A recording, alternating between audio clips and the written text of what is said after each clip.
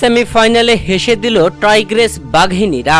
বাংলাদেশকে উড়িয়ে দাপুটে জয়ে ফাইনালে উঠল ভারতের দিদিরা। দর্শক, এশিয়া কাপের প্রথম সেমিফাইনাল ম্যাচে খেলতে নেমেছিল ভারত নারী দল ও বাংলাদেশ নারী দল, যেখানে এই ম্যাচে বাংলাদেশ টসে জিতে আগে ব্যাটিং এর সিদ্ধান্ত নিয়ে ব্যাট করতে নেমে রীতিমতো বিধ্বস্ত ভারতীয় বোলারদের সামনে, যেখানে বাংলাদেশের হয়ে কেউ সেভাবে খেলতে পারেনি। তবে নিগার সুলতানা জ্যোতির 32 রান ও স্বর্ণা আক্তারের 19 রানের সুবাদে বাংলাদেশ করেছিল 80 রান 8 উইকেট হারিয়ে পুরো 20 ওভার খেলে। বাংলাদেশের দেওয়া 81 রানের টার্গেটে ব্যাট করতে নেমে ভারতের নারীরা দুর্দান্ত ব্যাটিং তাণ্ডব করে মাত্র 11 ওভারেই দুর্দান্ত জয় তুলে নেয় 10 উইকেটের ব্যবধানে।